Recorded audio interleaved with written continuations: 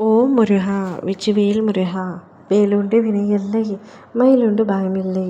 என் அன்பு தங்கமே, இன்னும் சற்று நேரத்தில் உனக்கு ஒரு அழைப்பு வரப்போகின்றது.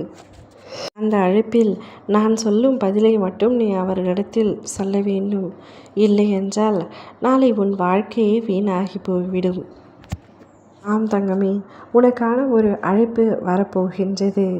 அவ்வழைப்பில் நீ எந்தவித தவறும் இழைக்கவில்லை. ஆனால் சில தவறுகளை நீதான் செய்தாயா என்று அவர்கள் அடித்து கேட்பது போல கேட்கப் போகின்றார்கள். நீ அதை ஒற்றுக்கொள்ளவே கூடாது.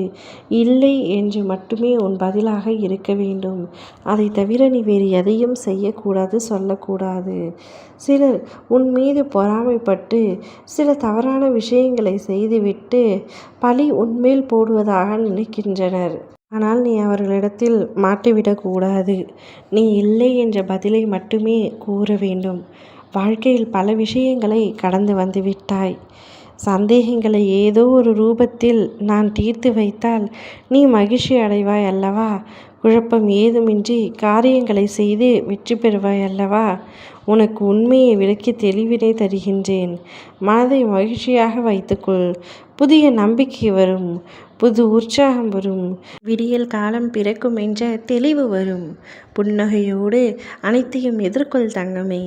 நிச்சயம் நல்ல நிகழ்வுகள் உன் இல்லத்தில் நடக்க ஆரம்பிக்கும்.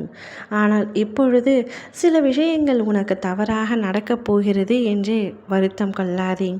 அப்படி உன் மனதில் பல குழப்பங்கள் வந்து கொண்டே இருக்கின்றது. நான் சொல்வதை செய்தால் நிச்சயமாக உன் வாழ்வில் எந்தவித பிரச்சனைகளும் இல்லாமல் சுமூகமாக அனைத்தும் முடியும்.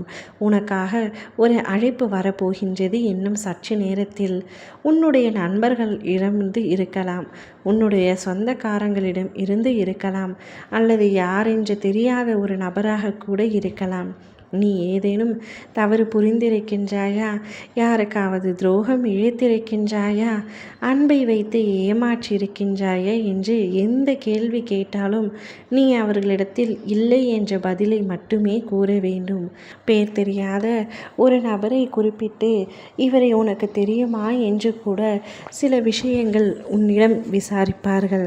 ஆனால் நீ எதற்கும் எனக்கும் இதுக்கும் எந்த சம்பந்தமும் இல்லை, எனக்கு தெரியாது என்ற ஒரு வார்த்தையினை மட்டுமே நீ அச்சாணி அடித்தது போல திரும்பி திரும்பி கூற வேண்டும். நான் இவ்வாறு கூறுவதற்கு சில காரணங்கள் இருக்கின்றது. உனக்கு நல்லதுக்காக மட்டுமே நான் கூறுகின்றேன். இப்பொழுது உனக்கு எதுவுமே புரியாது. புரியும்படி என்னால் விளக்கவும் முடியாது. சில சூழ்நிலை காரணமாக உனக்கு அப்படி ஒரு அழைப்பு வரப்போகின்றது. வரவில்லை என்றால் அதனை தவிர்த்துவிடு. வந்தால் நிச்சயமாக நான் கூறும் இந்த பதிலை மட்டும் கூற வேண்டும். இதன் உண்மை தன்மைகள் உனக்கு காலம் போகும் போக்கில் ஒரு நாள் அனைத்தும் விளங்கும். அனைத்து உண்மைகளும் உனக்கு புரிய வரும். அப்பொழுது நான் எதற்காக இப்படி கூற சொன்னேன் என்ற விஷயம் உனக்கு புரியும். அப்பொழுது நீ எனக்கு நன்றி கூறுவாய். இப்பொழுது நான் சொல்வதை மட்டும் பின்பற்று தங்கமே. உன் நல்லதுக்காக மட்டுமே என்று நான் சொல்வதை பின்பற்று. ஓம் முருகா வெற்றிவேல் முருகா.